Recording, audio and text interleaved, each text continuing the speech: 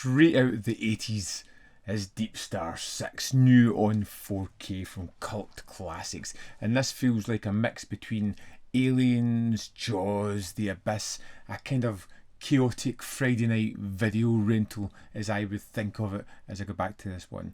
This is from 1989, and honestly it's one of those kind of silly, ridiculous, occasionally clunky but somehow really kind of fun movies. This is definitely not prestige sci-fi. It's not trying to be elevated, it's trying to be fun, and it kind of succeeds in that. 100 meters. What the hell is that? Look at that mother. DeepStar Six is set in a experimental underwater naval facility where a crew of mismatched military personnel and scientists are preparing a deep sea missile platform. They have a various team who are working of kind of the military. You've got the scientists together, you've got the mismatch of them. They're working on a secret mission. It's high stakes and they've been there for a while. And then the team discover a giant cavern system beneath the seafloor, and the decision is made to collapse it to help them build their platform. And as you would expect, it's the wrong decision to make, because naturally they disturb something ancient, massive, angry, and very, very hungry. And from that point on, DeepStar Six becomes a full-on underwater survival monster movie, with the crew trapped inside this slowly filling with water base as the creature tears through everything and everyone around it.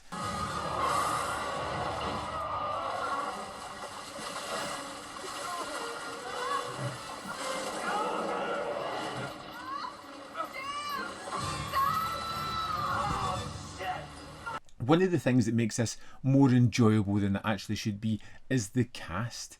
You've got some really fun actors here playing some really fun roles. Sometimes they can be a little bit over the top, sometimes they're a little bit restrained, sometimes they're more cartoony and exaggerated, which makes it fun.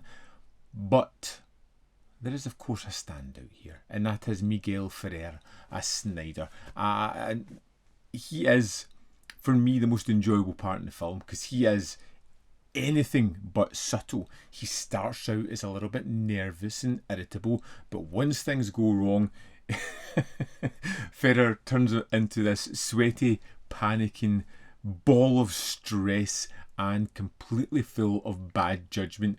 And he is as chaotic as the monster itself, and it's just fun to watch this abrasive character just cause as much chaos as the monster that's after them. You know, the second the pressure starts to build, he just cracks.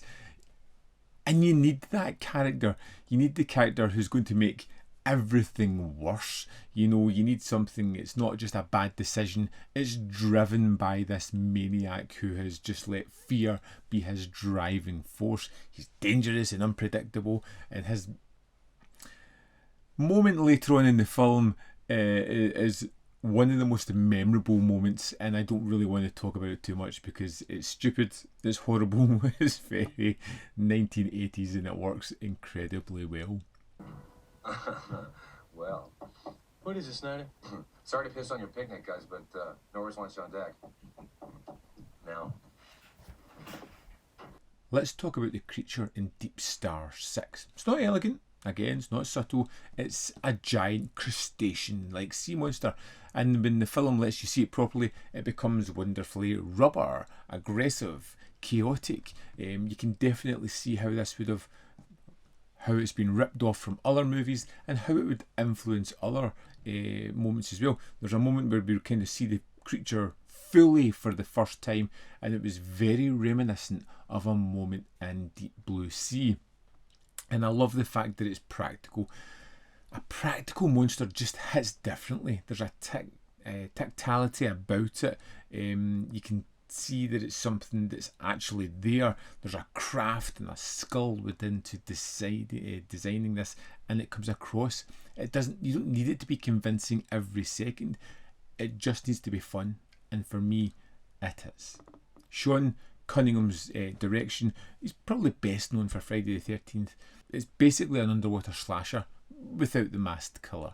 The location is isolated, the characters are picked off one by one, the base becomes a maze of danger, and that's where the film is at its strongest. Not when it's trying to be intelligent sci-fi, because it never quite gets there, but when it remembers, hang on, we're trapped underwater and something horrible is coming after us. The film leans into those strengths. In fact, Cunningham goes back to the well and incorporates a scene from a previous movie that was used at the exact same time. I don't want to spoil it just now, but he used it, and I think it's to a better effect here than it was in that film.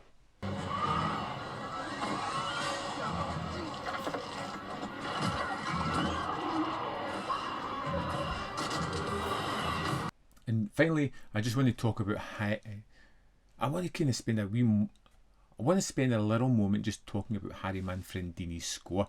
There are moments where this music has this sharp, pulpy horror energy to it, and it feels akin to a slasher kind of film. It's not the most subtle score in the world, but you don't need that subtlety. It's not what the film needs. It needs that leaning into what it is, leaning into the tropey parts and the silly parts. It needs the tension. It needs alarm bells. It needs that underwater panic. And he delivers a score that really emphasises that and raises the stakes a little bit. And for me, what works best with the film is the idea of the base. The creature that shouldn't have been disturbed, the crew slowly falling apart, the countdown to destruction. It's a clean genre setup. It's not the most original. It's one we've seen before in other movies, but it's effective. And once the film gets going, it becomes genuinely entertaining. And the best scenes are where several things are going wrong at once, and whenever Ferrer is in the sequence as well. There are some things that don't work within the film as well. The characters are one note. They're rather thin. It takes a little bit to get to what we know is coming. The dialogue can be a little bit clunky, and if you compare it to some of the other movies that are out, like the Abyss, Leviathan, some other ones, it's not really as good as those. The biggest flaw is probably the monster arriving later than I would like it. I'd like it to appear earlier and cause more carnage. That's just a small snippet. Really, it's still a fun film.